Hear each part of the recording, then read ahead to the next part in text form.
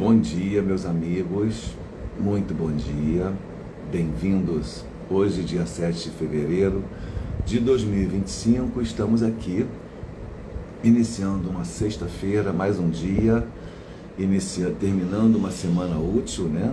E iniciando mais um dia, graças a Deus. Bom dia, José Reginaldo, Dona Conceição, bom dia, Marúcia, Regina, queridas amigas, sejam todos muito bem-vindos. E vamos lá para a nossa reflexão do dia, a primeira reflexão, né? Capítulo 41 do livro Palavras de Vida Eterna, da psicografia de Francisco Cândido Xavier pelo Espírito Emmanuel. E esse capítulo tem como título, Se Andarmos na Luz. A mensagem é de João, na sua primeira carta, capítulo 1, versículo 7. Se andarmos na luz como Ele está, temos comunhão uns com os outros. E vamos ver o que Emmanuel nos traz de reflexão sobre essa frase. Se andarmos na luz como Ele, Jesus, está, temos comunhão uns com os outros. Me lembrou um pouco da palestra de ontem. Nosso querido Jorge ontem falou um pouco sobre isso, né, Marúcia? Vamos lá. Tanta vez, dissensões e incompreensões nos separam, resoluções da vida particular, incompatibilidades, interpretações discordantes, ressentimentos. E com isso, consideráveis perdas de tempo e trabalho nos arruinam as tarefas e perturbam a vida.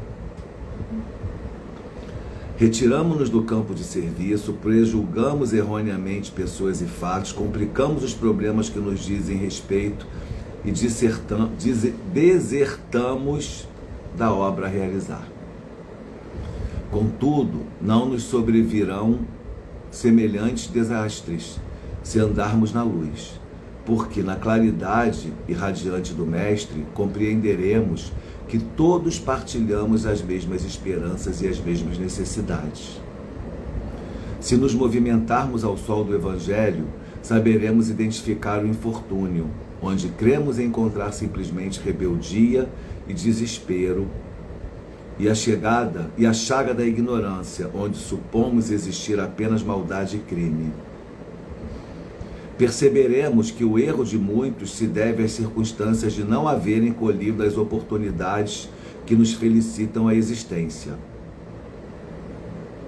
E reconheceremos que, situados nas provas que motivaram a dor de nossos irmãos, caídos em delinquência, talvez não tivéssemos escapado à dominação da sombra. É que a luz do Senhor nos fará sentir o entendimento real. Não bastará, no entanto, que ela fulgure tão somente em nossa razão e pontos de vista. É necessário andarmos nela, assimilando-lhes os sagrados princípios, para que assinalemos em nós a presença da verdadeira caridade, a alavanca divina, que por agora é a única força capaz de sustentar-nos em abençoada comunhão uns com os outros. Muito bem, bom dia, Ana Paula, bem-vinda. Bom dia, gente. Então, se andarmos na luz, a mensagem de hoje nos traz uma continuidade de uma reflexão da semana inteira, pelo menos para mim. Durante toda essa semana eu percebi que os estudos convergiram para que nós pudéssemos fazer uma reflexão a respeito do nosso comportamento diante da vida, a respeito das nossas reações diante da conduta do outro. Quando alguém consegue me tirar do sério, consegue abalar as minhas estruturas, o problema não está naquele alguém, o problema está nas minhas emoções, em mim. O que fez com que aquela pessoa me tirasse do sério? Essa é a pergunta que eu tenho que me fazer. Qual foi a conduta que a pessoa teve? Ela se atrasou. O atraso daquela pessoa me deixou completamente desestabilizado. Aquele furo, eu marquei com ela para fazer aquele trabalho e ela não foi, aquilo me deixou indignado. São dois exemplos bem hipotéticos mesmo, sem qualquer tipo de pretensão de querer imaginar uma situação real. O que eu tenho que fazer nesse momento? Entender o porquê daquela minha ansiedade, se é uma ansiedade, se é um rigor exagerado das minhas próprias cobranças pessoais, porque é aquela velha história, a pontualidade, por exemplo. A pontualidade é uma coisa que eu tenho uma grande dificuldade de lidar. Eu, particularmente, Alexandre, sou uma pessoa extremamente pontual, sou visceralmente pontual por causa da minha profissão. Se eu tenho uma audiência às 9 da manhã em Caxias, eu vou chegar em Caxias às 8. Porque na minha profissão, o juiz não espera o advogado chegar. A gente tem que esperar a hora do chamado, pode se atrasar. Mas se a pauta estiver em ordem, e de horário, certinha, pontual, e o advogado não estiver na hora que for feito o pregão, ele perde a audiência. E o juiz não espera. Só tem uma tolerância mínima de 5 ou 10 minutos. Ponto final. Então a gente aprende com a própria profissão a necessidade da pontualidade. Mas tem gente que não consegue ser pontual. Essa minha pontualidade não pode me gerar um excesso de dor e de confusão com o outro, se eu sei que o outro não consegue ser pontual como eu sou. Aí eu preciso entender por que aquilo está me incomodando tanto e tentar encontrar um meio termo para lidar com o mundo, porque o mundo não é igual a mim. Eu não sou igual a todo mundo. E cada um tem os seus defeitos, as suas qualidades, os seus destemperos. E aí a gente começa a lidar com as características do outro de uma maneira mais serena, menos dolorosa para nós. Tanta vez, dissensões e incompreensões nos separam. Resoluções da vida particular, incompatibilidades, interpretações discordantes, ressentimentos. Então nós temos que começar a entender, a perceber as nossas relações na nossa vida. Não é só a relação conjugal, não, com amigos, com parentes, com filhos, com pais, todas as relações, e ver se aquelas relações que estão azedando ainda dá para a gente contornar, perceber se aquelas dissensões, se aquelas interpretações, aquelas ideias discordantes são realmente inconciliáveis. Precisamos nos pacificarmos com a vida e com as pessoas, aceitando-as como elas são, se não forem de condutas que sejam realmente inegociáveis, e lidar com o outro como ele é. Sabe por que a gente se decepciona muito com as pessoas? Porque a gente cria expectativa. Nós criamos muitas expectativas para o outro e o outro não atende às nossas expectativas, e isso nos incomoda. Se eu não criar expectativas com você, você não me decepciona. Simples assim. Dani, querida, bom dia. Ana, seja bem-vinda. Então, a gente precisa refletir sobre os nossos rigores, os nossos excessos, que a gente imprime na relação com o outro e quer que o outro seja como a gente acha que é melhor. O que é melhor para mim pode não ser para você. O que é melhor para você pode não ser para mim. E aí? Tá tudo bem. Eu adoro morar na Glória. Você prefere morar na Tijuca. Tá tudo bem. Você é melhor, eu sou melhor. Ninguém é melhor do que ninguém. Não existe isso. O que existe é pontos de vista. O que existem são pontos de vista diferentes que precisam ser respeitados para que nós possamos ter tolerância, conviver com as pessoas, com a diversidade humana de maneira pacífica. Bom dia, Rosa. Se andarmos na luz, ontem o nosso palestrante falou, questão 625 do Livro dos Espíritos, que lá Kardec pergunta aos espíritos qual é o modelo de perfeição para que nós possamos seguir. A espiritualidade diz que o modelo de maior perfeição que já houve na face da Terra foi Jesus. Se você quer chegar na luz, quer chegar no topo da plenitude do ser, olhe para Jesus pela sua conduta e siga. E não é fácil seguir, porque nós acabamos por renunciar aos nossos próprios anseios particulares quando seguimos Jesus.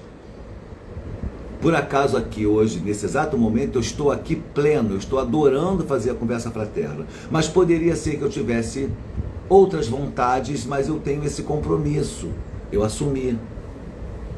Porque pior do que não começar é desertar. Desertar da missão é brabo. É melhor você nem começar. Eu não posso desertar agora. Um desertor tem consequências gravíssimas. Isso não é uma ameaça, isso é uma constatação consciencial. Então, eu posso dizer para você que eu não tinha vontade. Tem dia que eu não tenho vontade, que eu estou cansado, mas eu vou e faço. E depois que eu faço, a sensação da missão cumprida me alimenta, me satisfaz. Por quê? Porque eu percebo com a minha consciência que eu tinha que fazer aquele trabalho. Ontem o palestrante falou muitas coisas interessantes, entre elas que nós temos que priorizar, que nós temos que... Por que a gente não faz? Porque a gente não prioriza. Tudo que a gente... Prestem atenção numa coisa, tudo que você prioriza, você consegue fazer. Aquilo que você não fez, que não deu tempo, não conseguiu, é porque você não priorizou. Até porque priorizar significa também criar estratégias e planejamento para que tudo caiba nas 24 horas do seu dia. Se não couber, pode caber amanhã. Contanto que você não deixe de fazer, você vai fazer, você vai realizar. Então é muito interessante quando a gente fala, olha o que ele diz aqui, ó, com isso consideráveis perdas de tempo e trabalho nos arruinam as tarefas. Quando eu tenho as dissensões, as confusões discordantes, as interpretações equivocadas sobre o outro, eu acabo tendo considerável perda de tempo com essa confusão toda. Desculpa. Retiramos-nos do campo do serviço, pré-julgamos erroneamente pessoas e fatos e complicamos os problemas que nos dizem respeito e dissertamos. Desertamos da obra a realizar. Ah, quer saber de uma coisa? Olha, vou dar um exemplo para vocês hoje também. Daqui a 40 minutos eu devo estar me encontrando com a Marúcia para nós irmos buscar doações na Fundição Progresso. Nós temos 5 pessoas nesse trabalho. Só pôde hoje estar junto, Marúcia e eu. E eu sou o coringa da história. Não era nem para eu ir. E aí, vou desertar? Vou deixar de ir porque os outros não puderam? Cada um teve um compromisso, teve um problema e não pode estar aqui com a gente. Isso não pode ser um motivo de trava do trabalho. Isso tem que ser superado. E superado com amor, superado com bom humor, superado com alegria, porque nós vamos encher um carro de alimentos daqui a meia hora, para levar para nossas cestas básicas, para alimentar 100 famílias. Cara, isso é uma bênção. Não pode ser uma desgraça. Então, essa semana é o que tem para hoje. Vamos embora, Marúcia, felizes, e vamos conseguir. Ah, mas é um sacrifício. Que sacrifício? É a vida, é a proposta, são as dificuldades que fazem a gente superar.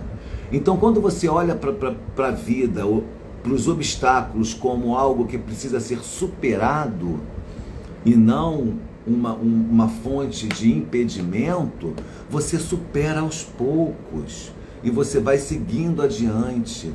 Então, nós precisamos entender que esta conduta, este pensamento, esta reflexão precisa estar inserida na minha vida em todos os aspectos. No corporativismo, lá no mundo corporativo, onde eu tenho que lidar com várias pessoas naquela samsara, naquela corrente de trabalho, que tem que estar, os elos daquela máquina precisam estar integrados. Muitas vezes nós não conseguimos a mesma harmonia com os colegas de trabalho. Eu dependo eu faço meu trabalho correndo, entrego para uma outra pessoa para concluir alguma coisa, para depois chegar no meu chefe, essa pessoa não consegue fazer no tempo que eu fiz. O trabalho não vai terminar no tempo que eu gostaria, porque aquela pessoa e aquela outra pessoa não tiveram com a mesma competência que eu e agilidade para fazer o trabalho como deveria ter sido feito. E aí? Eu vou mudar o mundo? Eu vou transformar essas pessoas? Eu vou ficar irritado? Vou ficar incomodado? Vou desestabilizar meu emocional, e a vida vai continuar. E aquelas pessoas continuarão sendo aquelas pessoas. Eu não posso mudar o mundo. É um pouco de egoísmo, é um pouco de orgulho, é um pouco de vaidade, quando eu acho que tudo está nas minhas mãos, tudo está sob a possibilidade das minhas interações, das minhas alterações. Não está. Eu estou aqui com você agora acordado, falando com você. Daqui a 5 minutos eu posso morrer. E faz parte da vida, essa instabilidade. Mas essa instabilidade não pode me ferir. O medo da morte não pode me impedir de sair, de caminhar, de obrar. Porque é isso, para isso que eu estou aqui. Bom dia, Silvana. Bom dia, Lorena. Bom dia, Neide, querida. Bem-vindas, amigas. Aí a Lorena, nossa grande amiga, que está sempre com a gente. Se a gente tivesse medo, né, Lorena? Como é que a gente iria lá para a Praça da Glória com 150, 300 pessoas em situação de rua, precisando de ajuda, precisando de um café? Se a gente tivesse medo, a gente não iria. Conto agora, para encerrar essa reflexão toda, aproveitando a presença da Lorena aqui, uma experiência que ela me trouxe uma certa vez, que eu nunca me esqueci, me ajudou muito a refletir. Nós estávamos no meio da praça, a Lorena não deve nem lembrar disso, porque foi muito passageiro. Estávamos no meio da praça, levando café para várias pessoas, a coisa estava agitada. E veio uma pessoa em situação de rua, um homem em situação de rua, em cima dela, meio agressivo, discutindo, querendo brigar, não fisicamente, porque não chegaria a esse ponto, mas agressivo. E ela peitou de maneira educada, mas ela enfrentou aquilo, ela não demonstrou medo. Quando os homens do grupo foram em cima para tentar protegê-la, você lembra disso, Lorena? A Lorena falou: não preciso de proteção de vocês, eu resolvo esse problema. Não façam isso. Porque se vocês vierem me proteger, eu passo a figura da fragilidade, porque eu sou mulher. E se eles tiverem uma visão de uma mulher frágil, eu fico vulnerável. Eu resolvo a minha vida, fiquem tranquilos, eu não estou com medo deles. E falou isso na frente do cara. E falou numa boa, não falou brigando, estressado, não, falou séria. Não gostei da postura de vocês, deixa que eu sei me defender. O cara parou. Os homens, inclusive eu, ficamos olhando para ela, eu refleti aquilo e falei, ela está coberta de razão. Então, se a pessoa tiver medo, ela não sai nem de casa. O medo não é um bom conselheiro, o medo ele entrava à marcha.